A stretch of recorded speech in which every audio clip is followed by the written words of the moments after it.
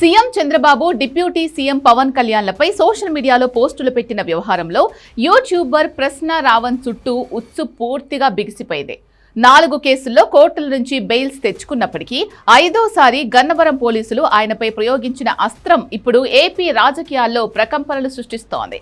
అదే అత్యంత కఠినమైన చట్ట వ్యతిరేక కార్యకలాపాల నిరోధక చట్టం, అంటే యూఏపీఏ లేదా ఉపా చట్టం. ఈ చట్టం కింద ఒక్కసారి కేసు నమోదైతే ఇక ఇప్పట్లో బయటకు రావడం అనేది దాదాపు అసాధ్యం అని న్యాయ నిపుణులు చెప్తున్నారు. అసలు ఈ ఉపా చట్టం ఎందుకు అంత భయంకరమైంది? గతంలో ఈ చట్టం కింద జైలుకు వెళ్లి ఇప్పటికీ బయటకు రాలేని ఆ ప్రముఖులు ఎవరు? ఈ వీడియోలో క్లియర్ కట్గా చూద్దాం.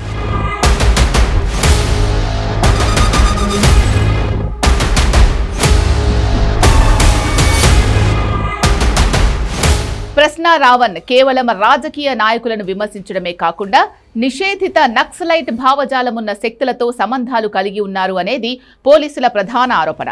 నటుడు ప్రకాష్ రాజ్తో మాట్లాడిన ఆడియో, వీడియో క్లిప్స్ సోషల్ మీడియాలో వైరల్ కావడం రాష్ట్రాన్ని అస్థిరపరిచే పెద్ద కుట్ర కోణంలో దర్యాప్తుకు దారితీసింది. మేము గొర్రెలం కాదు, బానిస బ్రతుకు బ్రతకడానికి. ఈ బెదిరింపులు వద్దు నాగబాబు గారు. ప్రశ్నించడం మా హక్కు. ఏ నాయకుడైనా, నేనే నాయకుడు అనుకున్నవాడైనా సమాధానం ఇవ్వాల్సింది బాధ్యత. అర్థమైందా?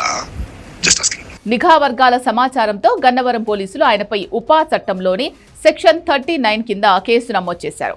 ఈ చట్టం కింద కేసు నమోదైతే సాధారణ బెయిల్ రూల్స్ అస్సలు వర్తించవు.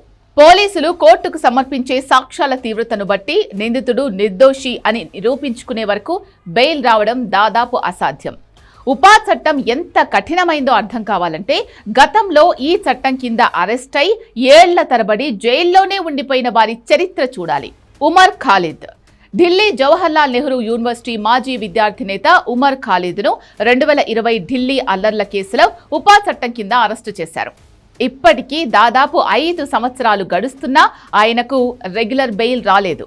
ఇప్పటికీ ఆయన తీహార్ జైల్లోనే విచారణ ఎదుర్కొంటున్నారు. భీమా కోరేగావ్ కేసు నిందితులు.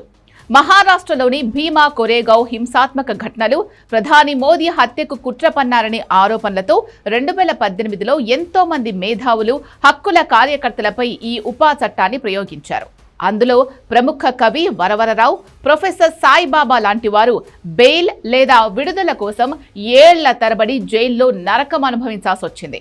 అలాగే హక్కుల కార్యకర్త జ్యోతి జగతాప్, మరికొందరు నేతలు ఇప్పటికీ జైలులోనే విచారణ ఖైదీలుగా మగ్గుతున్నారు.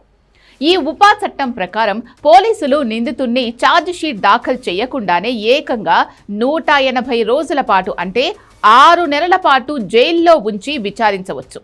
సాధారణ కేసుల్లో లాగా 14 రోజుల్లో బెయిల్ పిటిషన్ వేసి బయటకొచ్చే ఛాన్సే ఉండదు. ఒకవేళ బెయిల్ కావాలంటే సుప్రీంకోర్టు స్థాయి వరకు వెళ్ళాలి. అక్కడ కూడా నేరం చెయ్యలేదని ప్రాథమికంగా రుజువైతేనే బెయిల్ ఇస్తారు. రావణ్ కేసులో వరుసగా పోలీసులు పాత కేసులను తిరగదోడుతూ ఉండడం, దేశద్రోహం లాంటి తీవ్రమైన సెక్షన్లను చేర్చడంతో ఆయనకు కనీసం వచ్చే 6 నెలల నుంచి 1 ఏడాది పాటు బెయిల్ రావడం చాలా కష్టం అనేది న్యాయ నిపుణుల ఖచ్చితమైన అభిప్రాయం. భావ ప్రకటన స్వేచ్ఛకు రాజ్యాంగ పరిరక్షణ ఉన్నప్పటికీ అది చట్ట వ్యతిరేక చర్యలకు వర్తించదని పోలీసులు చెప్తుంటే ప్రతిపక్షాలు మాత్రం ఇది కక్ష సాధింపు చర్య అని మండిపడుతున్నారు.